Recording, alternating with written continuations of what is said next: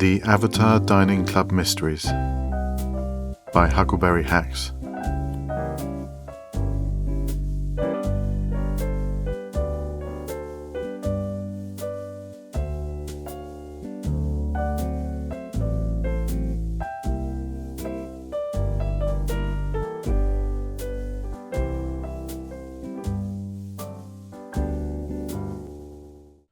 Episode 17. The Holiday Disappointment. There was a light scattering of autumn leaves on the ground as we made our way to L'Albero Verde, the little Italian restaurant on Winchester Street that hosted the monthly meetings of the Avatar Dining Club. Vanilla Sharp shivered and pulled herself closer to me. "How quickly it's gotten dark and cold, Leonard," she exclaimed. "It always surprises me how quickly I get used to the changed light," I commented. "We're noticing it now because last month the sun was only just starting to set when we got here. Next month, it'll be hard to imagine it not being dark." Inside, everyone else had arrived. Raw Concrete, the youngest member of the group, was fussing over the laptop at the far end of the table where the virtual guest would be displayed. Jennifer Bitt and Mary Ann Middlemarch were conferring across the table about some clothing brand's new release. And Indigo Williams was chatting with our group's host and founder, Edward, in her usual animated fashion, waving the two halves of a broken breadstick in the air as she spoke. I felt a warmth spread through me at seeing them all, and settled into my usual seat with a contented sigh. "It's ready for you," Raw said to Vanilla, as she took her place across the table from me. Having been bumped on the last two of our previous meetings, it was finally time for her invited guest. I knew nothing about her. Vanilla wouldn't tell me anything, and though she made a promise that the conversation would be distinctly different from our usual meetings. "Leonard," Indigo said to me, whilst Vanilla contacted her guest on the phone. "Edward and I were discussing the ontological challenges to identity posed by the metaverse. Do you have any thoughts?" Edward nodded and raised an inquisitive eyebrow. I said. "Indy takes the view that our self in the virtual world becomes someone different," our white-haired host said, which was apparently some sort of explanation. "Whereas my experience is that I am largely the same person in-world as I am in real life." "Surely something you've reflected on in your novels?" Indigo inquired. "A great deal," I said hurriedly. "I think it's different for different people." "And yet," Edward continued, "there are subtleties to consider. When I visit a place in the metaverse, I feel very much as though I am inhabiting that place rather than merely viewing it. The question is it the same me that is inhabiting that place as the me that is viewing it?" I said. "Okay, folks," Vanilla announced. "My guest is on her way." Everyone turned to give her attention. "So tonight we have no mystery to solve. Edward, I know you've been saying for months we're not supposed to be a mystery-solving club, and tonight you're going to get your wish. I've invited someone who has one reason and one reason only to be here, and that reason has nothing to do with any sort of problem she wants new insight into." There was a murmur of disappointment from around the table, though not from Edward. He just smiled warmly. And not from Raw, who grumbled quietly, probably just as well. The young metaverse builder had recently branched out into virtual world detective work, and it had not gone well. "So, what is her one reason to be here?" Indigo asked, obligingly. At that moment, a face appeared on the laptop screen, a middle-aged woman with a round face and short, dark hair. "Oh my God, oh my God, oh my God!" she cried instantly, in a voice almost overwhelmed with excitement. "Which one is he?" "Everyone meet Wanda," Vanilla said. "Wanda is a Leonard superfan." Her name was Wanda Wokingham, and she was, well, a fan of my novels, a big fan. Her sole reason for coming to the meeting, just as Vanilla had said, was to meet me. "Honey," I said to Vanilla later that night, "you could have just introduced her to me in World." "And where would the fun have been in that?" she replied. "They're always poking fun at your work around that table, sweetie. I thought it would be interesting to invite someone who's massively into it." She was clearly that, I acknowledged, though perhaps her appreciation could have been a little more critical. "You writers are never happy," she retorted. "When people are critical of your work, you feel unappreciated. When they're not critical, you think they haven't been paying enough attention to your deeper underlying messages." "Is it wrong to wish for someone somewhere in the middle?" I exclaimed. Oh my God, Wanda had said again. "Leonard, whichever one you are, I'm so honoured to meet you." I raised a hesitant hand to identify myself. Thank you," I told her. "It's, always nice to meet a fan, I guess." "Smooth," Indigo commented. "I've read all your books," Wanda declared excitedly, "and I cannot wait for the Hawks Peak incident movie to come out." "You and me both," I muttered.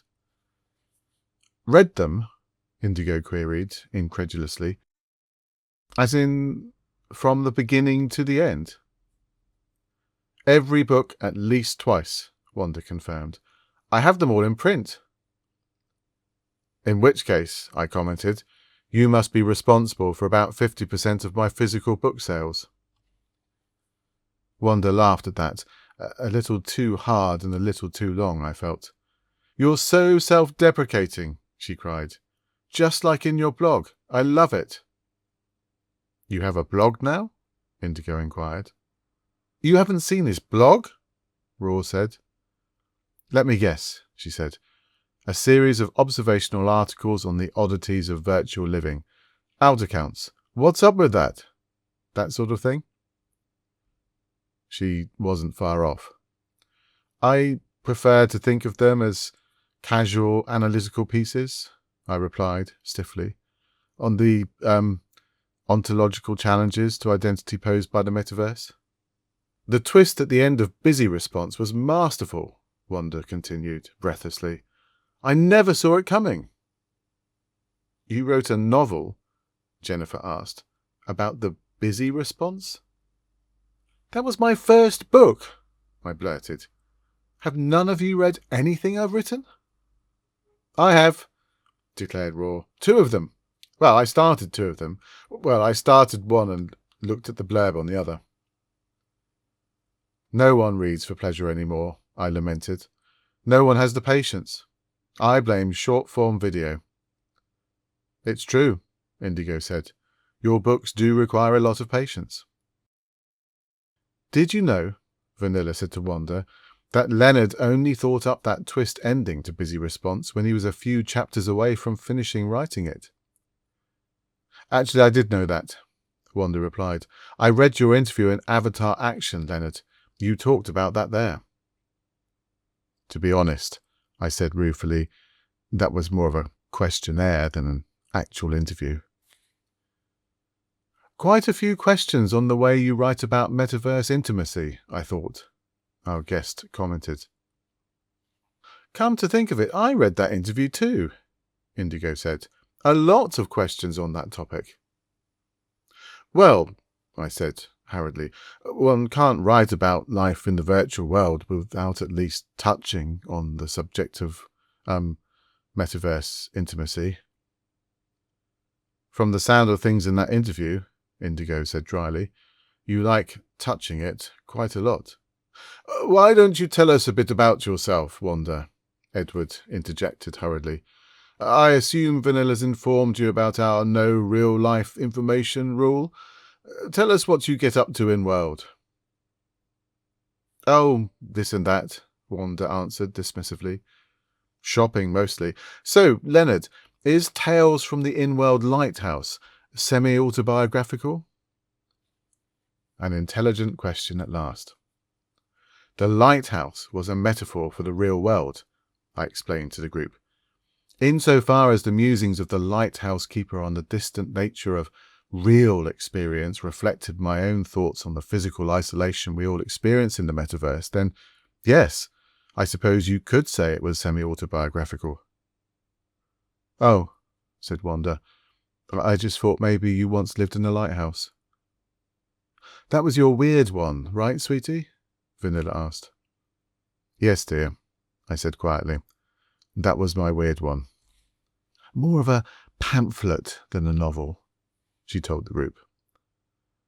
The technical term you're looking for is novelette, I informed her. At that moment, Enrico, our waiter, approached the table to take our orders. So, is this just going to be a live Leonard interview? Indigo asked, while she perused the mains menu. I'm not complaining, but if it is, then I'm going to need to order something light. I don't think my stomach will be able to take too much Leonard adoration if it's full of pasta. It doesn't really feel the same without a mystery to solve, Mary Ann commented. I'm perfectly fine with there being no mystery, Raw commented. The usual, please, he told Enrico. I've had it with mysteries, he continued. Let's discuss scripting. I'm currently trying to create an object which can determine what light settings individual avatars are using when they visit a region. Thoughts? In that case, I'll take the pasta after all, Indigo said. It'll help speed up my transition to unconsciousness. Well, I think it's great that Leonard has a fan, Jennifer said. Just the one? I queried. Maybe there's enough Wanders out there to create a fan club, Mary Ann suggested. Dibs on the secretarial position, Vanilla said quickly. I feel I should point out that outside of my Leonard fandom, I'm a pretty normal person, Wanda said, looking a little abashed now. Aren't we all just a little bit abnormal when it comes to the stuff we're crazy about? Jennifer proposed. Like, for example, I just love old concrete buildings, Raw told us. You seem to be suggesting there that everything else about you is normal, Raw, Indigo commented. Wanda insisted, I don't spend my entire online life talking about Leonard's work, I promise. We love hearing about our guests' in-world activities, Edward said, clearly preparing for a second run at his prior information request. There's so much variety to the experiences people have in the virtual world, so many different perspectives to learn from. Tell us about something you love in the metaverse. Besides Leonard, Indigo added. Wanda complied this time and thought for a moment. Well, I love taking virtual world vacations, she said eventually. I try to get away at least 3 or 4 times a year. Indigo smiled at a distant memory. Did I ever tell you about my weekend at a virtual log cabin? With the guy with a face like a ham? Raw asked. Yes, you did. Weren't you thinking once about getting into metaverse tourism, Vanilla? Jennifer asked my girlfriend. It's a distant dream, she replied. But yeah, I'd love to be able to create virtual resorts and hotels. I'm a bit intimidated by some of the existing destinations, though. They're so good. The detail is incredible. Just the other week, Leonard and I spent a couple of nights at a new beach resort. Honestly, it was amazing. The place covered 4 whole regions, and the range of activities on offer was unbelievable. I can't begin to imagine how much work went into putting a place like that together. The virtual world needs an equivalent to Airbnb, I mused. Pre-furnished, individual apartments and houses all over the grid for people to rent by the night. Yeah, Vanilla said. Starting out at that scale would be doable. Great idea, sweetie. I don't suppose the resort you stayed in was Pineapple Waves? Wanda inquired. That's the one, Vanilla replied. You've been there? I was there just this weekend, she told us, and I agree, it's amazing. Though it was not an amazing vacation. Oh? A few of us inquired. Just stupid romance stuff, Wanda said. Or lack thereof. I went there with a guy I met about a month ago, and I was really looking forward to it. But it didn't go well. I still can't understand it, really. I was convinced before we went that we were a really good match. But once we got there, it became rapidly apparent that we weren't suited to each other at all.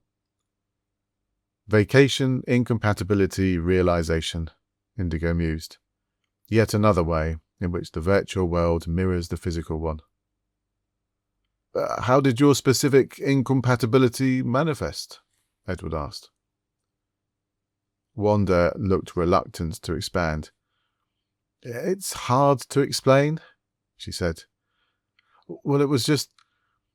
we each wanted to do completely different things. I know it sounds petty. At first, we just laughed about it. But in the end, it became somehow infuriating. I suppose that's the problem with these hyper-realistic places with so many different things to do. Too much choice ends up in disagreement. Abundance fails to unite, Edward mused. It merely clarifies the gaps between our desires. Exactly. And now? Marianne asked. Are you still speaking? We're still speaking, Wanda said. It's all very polite, each of us identifying busy schedules before any suggestion can be made that we meet up. It's only a matter of time before one of us delivers the "it's not you, it's me" speech to the other. It's fine. It's not like we fell in love or anything. These things happen. So, what was it he wanted to do that you didn't? I inquired. I'm glad one of us had the courage to ask that, Indigo commented. She added to Edward, you might want to cover your ears. Wanda laughed. Nothing like that, she exclaimed. It was all the activities. First he wanted to do the zip lines, then he wanted to go hang gliding, then he wanted to go diving. All pointless activities, if you ask me. Then he wanted to play volleyball on the beach. I just wanted to cuddle up in front of a fire or spend an hour or two in the spa hot tubs. Before we went there, I had this impression of him as a quiet, sort of bookish guy who liked to talk about interesting topics. Then, all of a sudden, he'd become some kind of action dude, seeking all the thrills. I felt like I'd gone on holiday with a complete stranger. Raw sat up, suddenly animated. What if, he said slowly, he was a complete stranger? Eh? Wanda said. I don't understand. What do you mean? What if some other guy had logged in on his account and you literally were on vacation with someone different from who you thought you were on holiday with? Oh, for crying out loud, Indigo said, throwing her hands up in the air. Raw, do you never learn? Well, why not? The young builder cried. We all know account sharing happens. We do? Jennifer asked. Or maybe his account got hacked. We're not solving a mystery, Raw, Vanilla said firmly. Sometimes people go on holidays and they fall out. That's not something that needs to be solved. That's just life. But Raw was not to be deterred. I say it is a mystery. Wanda said she still can't understand this. She knows something doesn't add up about it. But my solution makes it all make sense. Wanda said slowly, You know, he's not wrong that I'm still puzzled about this. Ever since the weekend, I've been turning it over in my head, feeling like I'm missing something. It is strange that my judgment was so off, don't you think? No offence, Indigo said to her, but I don't know you well enough to make any sort of judgment on your judgment. She silenced Raw with an outstretched hand as he opened his mouth to speak. And neither do you. Wanda, did you actually know this guy well enough to justify any feeling that he wasn't being consistent with who you thought he was? You said you only met him a month ago. A month is a long time in the metaverse, Wanda protested. We met at an RP region and role-played our characters over a couple of nights. Then we broke character and started dating. We went dancing a few times. We went to a couple of live music events. We went to a few bars and chatted. Yes, I think I knew him well enough. I'm telling you, Raw said. It was someone else. Maybe the original guy got called away on an emergency of some sort and didn't want to let you down. He contacted his friend and asked him to stand in for him on the account. Maybe he even specifically instructed him to keep to all the fun activities and not do anything like hot tub stuff that might lead to intimate interactions. Not that I have any real understanding as to why anyone would want to engage in such behaviours. Don't you see? It all fits perfectly. It doesn't fit at all, Indigo blurted. Raw, once again you've assumed that just because something's technically possible, then that somehow makes it probable. Why would any guy agree to give up hours and hours of his weekend in such a manner? Why would any man ask someone to do such a thing instead of, I don't know, simply contacting Wanda and letting her know an emergency had come up? That was only an example of how it could have happened, Raw protested. Like I said, his account could have been hacked. Why would any hacker break into someone's account and then spend the weekend in it, engaged in fun activities they could just as easily have carried out in their own account? Jennifer wondered, could he have been in a role of some description when you were on holiday? I mean, if he's a role player. We're both paragraph role players, Wanda said. I'd have known if he was role-playing. Boy, would you have, said Marianne, rolling her eyes. You know, I said, eager for this tangential discussion to be wound up so we could get back to Wanda's admiration of my writing. I'm not really a sporty kind of guy. Surely you jest, said Indigo. I'm not really a sporty kind of guy, I continued, but even so, I tried out a lot of those activities myself when Vanilla and I visited Pineapple Waves. I don't know, it was a gloriously sunny day. The beach looked stunning. I just fancied having a go at them. I looked at Edward. I felt like I was really there. Our white-haired host nodded. It's not the sort of thing I'd do in real life, sure, I continued, but that doesn't mean there aren't days when a little bit of me fantasizes about what it might be like to be the sort of guy who does do stuff like that. Isn't that a part of what virtual world living is all about? Trying on a slightly different persona for a while and seeing how it feels? Oh my God, Leonard, Wanda said softly. It's like listening to my very own novel written by you. Her eyes actually seemed to go misty for a moment, though I think now, on reflection, that it was probably just the internet connection causing the image to go a bit low res. Enrico started delivering our dishes. Our sense of immersion in the virtual world is truly a magic ingredient, Edward said, leaning to one side slightly as he spoke, so that our waiter had space to deliver Raw's enormous pizza to the table. It is perhaps the single factor which distinguishes those of us who get metaverse living from those of us who do not. Which makes me curious about something you said earlier, Wanda.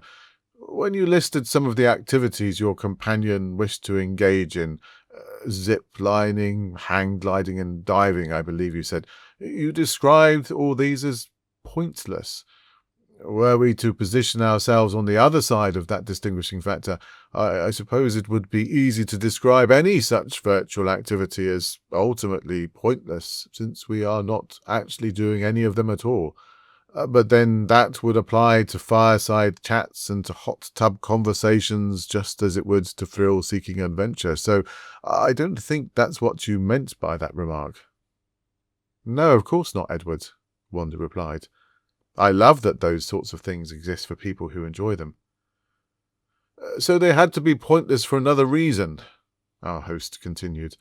Actually, it was a remark that young Raw made earlier which suggested a possibility to me.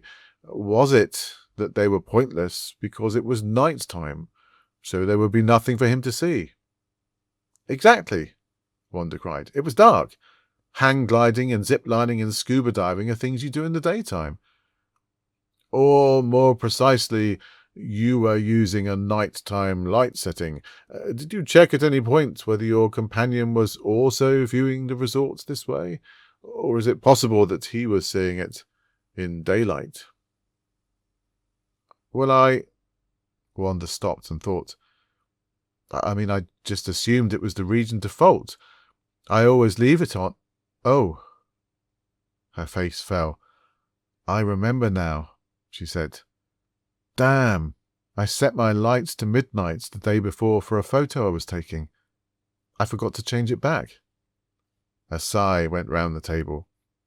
So he was immersed in the resort as a daytime experience, Wanda said, where all those activities made sense, whilst I was immersed in it as a nighttime experience where they didn't. We were in the same place, together, but in different times. That's why we each wanted to do different things. Why didn't I think of that? I knew I was missing something. Raw looked at his pizza miserably and mumbled, I was still right about it being a mystery to solve. Perhaps you might have one more conversation with your holiday companion, Edward suggested to Wanda, before any break-up chat takes place. One thing you can both agree on from the experience is that you were both fully inhabiting the space you were in at the time. And that, he said, is a wonderful thing to have in common.